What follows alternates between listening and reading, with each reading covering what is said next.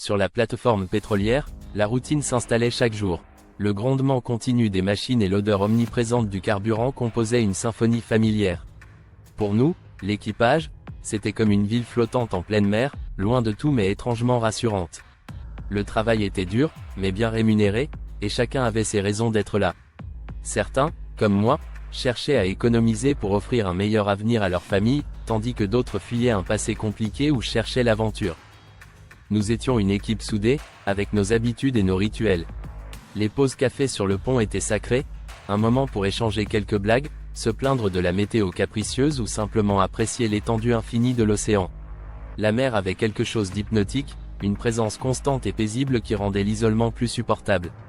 Je me rappelle que ce matin-là, j'avais discuté avec un collègue, Marc, un ancien militaire qui avait pris ce boulot pour mettre de l'argent de côté.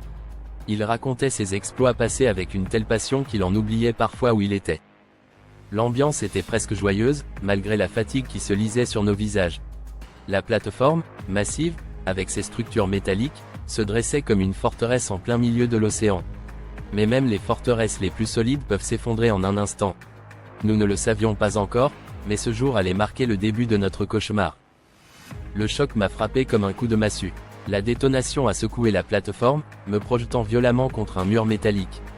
Pendant un instant, j'ai été assourdi par le rugissement de l'explosion, le sifflement des alarmes et le hurlement du métal qui se tordait.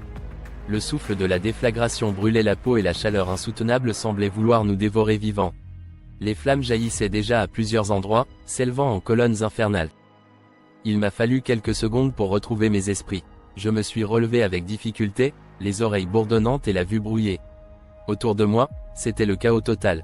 Des morceaux de structures métalliques étaient éparpillés comme des jouets brisés, et des collègues gisaient au sol, blessés ou inconscients. Certains avaient été projetés sur plusieurs mètres, tandis que d'autres tentaient désespérément de se relever au milieu des débris. La fumée envahissait rapidement l'espace, épaisse et étouffante. Je sentais déjà l'air se raréfier. Le feu dévorait tout sur son passage, s'approchant dangereusement des cuves de carburant. Si ces réservoirs venaient à exploser, la plateforme tout entière disparaîtrait dans un immense brasier. Instinctivement, je me suis précipité vers la sortie la plus proche, mais les flammes avaient déjà obstrué le passage. J'ai entendu un cri perçant à travers le vacarme, un appel à l'aide. J'ai tourné la tête et aperçu un collègue, pris au piège sous une poutre métallique. Il luttait pour se dégager, mais la barre en acier écrasait sa jambe. Je me suis précipité pour l'aider, ignorant la chaleur qui commençait à brûler mes bras et mon visage. Je n'avais pas le choix. Nous étions seuls dans cette fournaise, et personne ne viendrait nous sauver. Le feu s'étendait si vite que chaque seconde semblait une éternité. Les tentatives pour utiliser les extincteurs portatifs étaient dérisoires face à l'ampleur de l'incendie. Les systèmes anti-incendie automatiques ne répondaient pas. Les pompes à eau avaient été endommagées par l'explosion. On s'était retrouvé avec pour seule arme ces petits extincteurs, qu'on vidait désespérément sur des flammes qui se moquaient de nos efforts. En me tournant, je voyais des silhouettes courir dans toutes les directions, des hommes titubant sous le poids de leurs blessures. Je me suis précipité vers le centre médical improvisé qui avait été installé à l'arrière du pont principal. Là-bas, une poignée de travailleurs tentaient de soigner les blessés les plus graves. Les brûlures étaient les plus courantes, suivies de fractures ouvertes et d'hémorragies. Le personnel médical faisait ce qu'il pouvait, mais les ressources s'épuisaient rapidement. Chaque bandage utilisé, chaque dose de morphine administrée, c'était une vie de plus qui était en jeu. Je me suis porté volontaire pour aider à transporter les blessés vers un endroit plus sûr. Le feu se rapprochait, et la chaleur devenait insupportable. En chemin, une nouvelle explosion a secoué la plateforme. Le sol s'est dérobé sous mes pieds, et j'ai senti mon corps basculer dans le vide. J'ai atterri durement sur un tas de débris, ma respiration coupée par l'impact. Autour de moi, des morceaux de la plateforme flottaient à la dérive, des plaques de métal arrachées par la déflagration. Lorsque j'ai repris mes esprits, j'ai vu plusieurs collègues à l'eau, s'accrochant à des débris pour éviter de se noyer. Certains étaient blessés, d'autres complètement désorientés. J'ai plongé pour aider un homme qui luttait pour rester à la surface. L'eau glacée m'a saisi comme un coup de poignard, elle s'infiltrait sous ma combinaison, et je sentais déjà la morsure de l'hypothermie. En tirant le survivant vers un radeau de fortune, j'ai réalisé que la plateforme entière se transformait en piège mortel. L'espoir de s'échapper s'estompa rapidement lorsqu'on découvrit que les canaux de sauvetage étaient inutilisables. Certains avaient été détruits par l'explosion, d'autres étaient inaccessibles à cause des flammes qui bloquaient les passages. Nous étions piégés sur cette plateforme en train de sombrer dans le chaos. Le pont principal ressemblait à un paysage d'apocalypse, des flammes dévoraient les structures métalliques, tandis que des pans entiers s'effondraient sous la chaleur intense. La fumée noire obscurcissait le ciel, nous privant même de la lumière du jour. L'idée de plonger dans l'océan glacé nous hantait tous. Le froid mortel nous attendait en contrebas, et le pétrole qui flottait à la surface rendait l'eau aussi dangereuse que le feu lui-même. Des flammes léchaient déjà la surface, formant un anneau de feu autour de la plateforme, nous cernant peu à peu. Pour ceux qui avaient été projetés à l'eau plus tôt, la situation devenait désespérée. Ils devaient nager avec acharnement pour éviter les nappes de pétrole enflammées qui se rapprochaient. Les échelles d'évacuation, qui devaient nous permettre de descendre vers les niveaux inférieurs, étaient bloquées par des débris. J'ai vu plusieurs collègues tenter de dégager les obstacles, utilisant des morceaux de métal comme levier pour forcer un passage. La chaleur était étouffante, et je sentais ma gorge se serrer à chaque bouffée d'air empoisonné. Les flammes progressaient inexorablement, et chaque seconde comptait.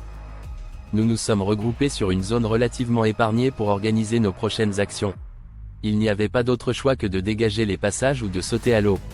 En divisant nos forces, une partie d'entre nous a entrepris de libérer l'accès aux échelles, tandis que les autres cherchaient du matériel de survie et tentaient d'improviser des radeaux. Je me suis retrouvé à escalader une passerelle partiellement effondrée, à la recherche de cordages et de matériaux flottants.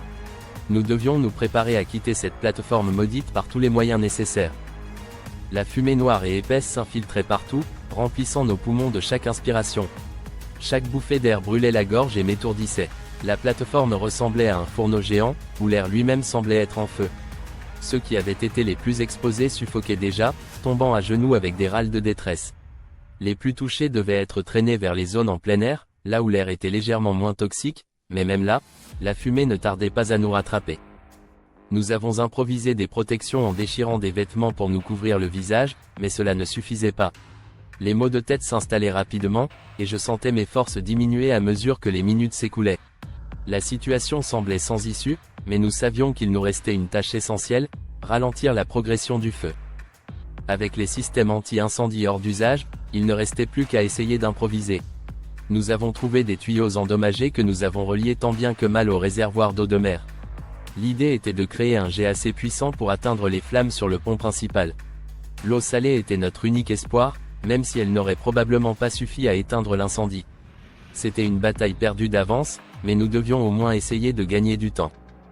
Nous nous relayions pour diriger le jet d'eau sur les points les plus chauds, tout en gardant un œil sur les effondrements imminents. Des sections entières de la plateforme s'affaissaient lentement, les structures métalliques se tordaient comme du papier d'aluminium sous la chaleur. Chaque fois qu'un morceau s'effondrait, de nouvelles flammes jaillissaient, alimentées par les réservoirs de pétrole en train de se vider. À ce moment-là, la fatigue s'installait dangereusement. Les visages étaient marqués par le désespoir et la noirceur de la fumée. Certains de mes collègues ne tenaient plus debout. Je les voyais vaciller, leurs gestes devenant de plus en plus lents et imprécis. Et pourtant, nous n'avions pas d'autre choix que de continuer. La seule alternative à notre lutte acharnée était la mort. Alors que nous nous battions pour éteindre les flammes, une autre catastrophe frappa la plateforme, une panne de courant totale plongea tout dans l'obscurité. Les générateurs, déjà à bout de souffle, avaient cessé de fonctionner. Tout était devenu silencieux, à l'exception des rugissements des flammes et des gémissements de ceux qui luttaient contre l'inhalation de fumée. La lumière des lampes de poche vacillait, projetant des ombres inquiétantes sur les murs calcinés, tandis que des bruits de métal tordu résonnaient à chaque instant. Sans électricité, les systèmes de communication étaient totalement inopérants. Nous étions maintenant complètement coupés du monde extérieur. L'angoisse s'intensifiait alors que nous réalisions l'ampleur de notre isolement. Il n'y avait plus de moyen de signaler notre détresse, de demander des secours ou même de connaître la situation sur la côte. Le temps jouait contre nous, et chaque minute qui passait nous éloignait de l'espoir d'une issue. En cherchant une solution, je me suis dirigé vers le bureau de communication de la plateforme, dans l'espoir de retrouver le système radio. Je l'ai trouvé dans un état lamentable, des fils arrachés et des équipements éparpillés à cause des explosions. Mais je ne pouvais pas abandonner. Peut-être y avait-il encore une chance de réparer quelque chose. Je me suis mis à fouiller dans les décombres à la recherche de câbles intacts, tout en essayant de rassembler mes idées dans ce chaos. Mes mains tremblaient d'adrénaline et de peur, mais je savais que chaque seconde comptait. D'autres collègues m'ont rejoint, cherchant également à prêter main forte. Ensemble, nous avons commencé à travailler frénétiquement, reconnectant les fils, espérant que le miracle se produirait. Nous avons essayé de recabler le système. Les mots « signal d'urgence » résonnaient dans ma tête comme une mélodie tragique. J'étais au bord de l'épuisement, mais je continuais à m'accrocher à cette lueur d'espoir. Avec chaque connexion réussie, je me sentais légèrement revigoré, mais je savais que nous n'étions pas encore tirés d'affaire. Les flammes rugissaient à quelques mètres de nous, menaçant de nous engloutir à chaque instant. Enfin, après ce qui m'a semblé être une éternité, j'ai réussi à remettre le système en marche. L'appareil grésilla et émit un bruit strident, suivi d'un léger souffle d'air. J'ai essayé d'envoyer un signal de détresse, appelant à l'aide dans le vide de cette nuit chaotique. Les heures qui suivaient étaient interminables, chaque instant était une lutte contre le désespoir. L'air était devenu lourd et chargé de tension, chaque vibration sous mes pieds me rappelant que la plateforme était sur le point de céder. Je pouvais voir les murs se fissurer, les poutres se tordre, et le bruit du métal qui se pliait était devenu un murmure sinistre, un présage de ce qui allait suivre. La panique se propageait parmi les survivants. Nous étions tous conscients que nous avions atteint un point critique. La plateforme, autrefois symbole de travail et de prospérité, devenait maintenant un piège mortel. Nous nous sommes rassemblés pour discuter de nos options, mais chaque minute était précieuse. Les flammes avançaient, avalant tout sur leur passage. Je pouvais voir les structures s'affaisser et entendre le fracas des pièces métalliques qui tombaient. C'était une course contre la montre, et nous avions besoin d'un plan. Certains ont commencé à rassembler des affaires essentielles, des vivres, des trousses de secours, tout ce qui pourrait nous aider à survivre dans l'eau. Je me suis porté volontaire pour fouiller une dernière fois les endroits inaccessibles afin de chercher d'autres fournitures. Tandis que je m'enfonçais dans les décombres, chaque pas devenait un risque. Des flammes léchaient les murs, et je devais faire preuve de prudence pour ne pas attirer l'attention sur moi.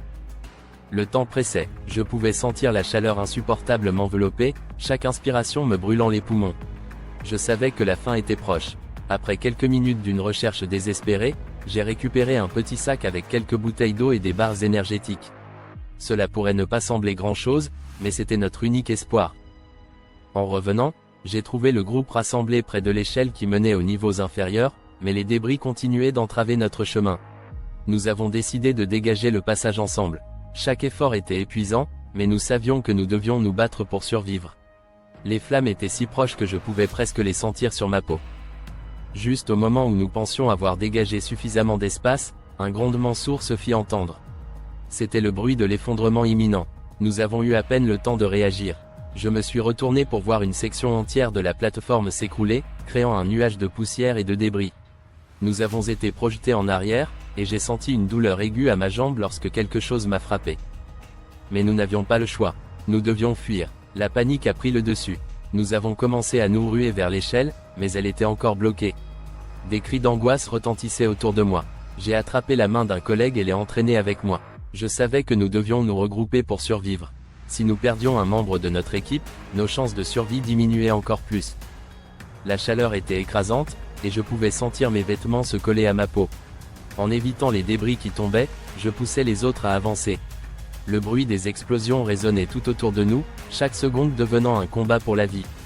Dans un dernier élan d'espoir, j'ai crié pour que tout le monde se rassemble près de l'échelle, mais les flammes de plus en plus voraces et la peur nous rendant presque fous compliquaient notre avancée.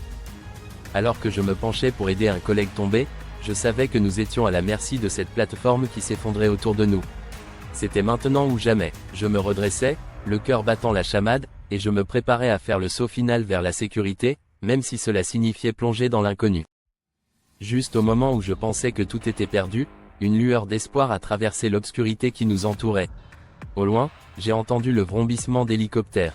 Le bruit s'intensifiait, et une lumière vive a découpé la nuit. Des cris de soulagement ont commencé à résonner autour de moi, mais la réalité de notre situation demeurait inchangée. La plateforme continuait de se fissurer et de trembler, et nous n'avions que quelques instants pour nous échapper. Nous nous sommes regroupés, le regard fixé vers le ciel, espérant que les pilotes de l'hélicoptère nous avaient vus.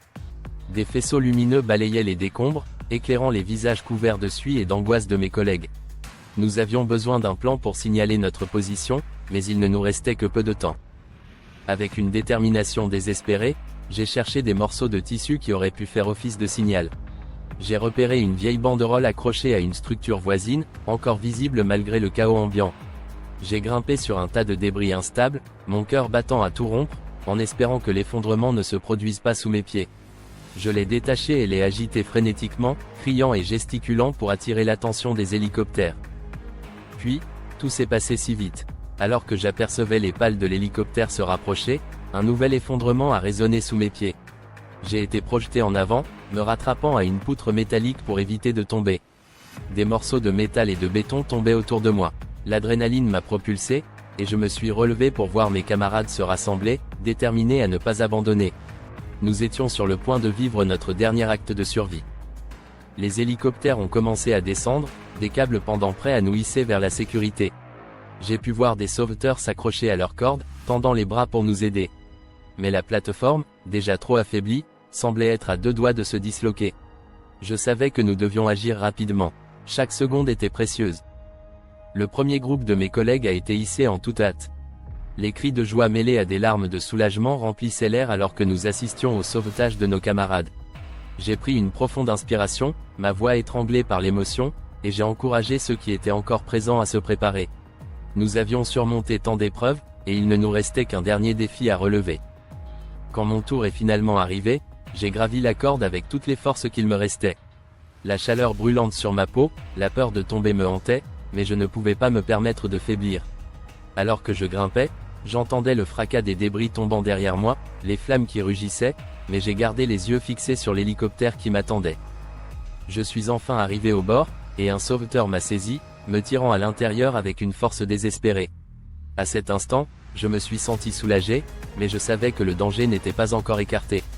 Les cris des autres travailleurs en bas, l'urgence de la situation, tout cela continuait de résonner dans ma tête.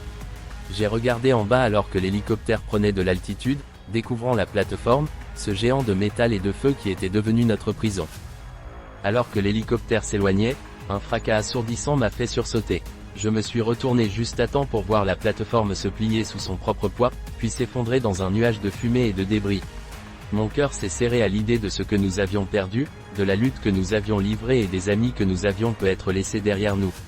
Mais en cet instant de soulagement, je savais que nous avions survécu.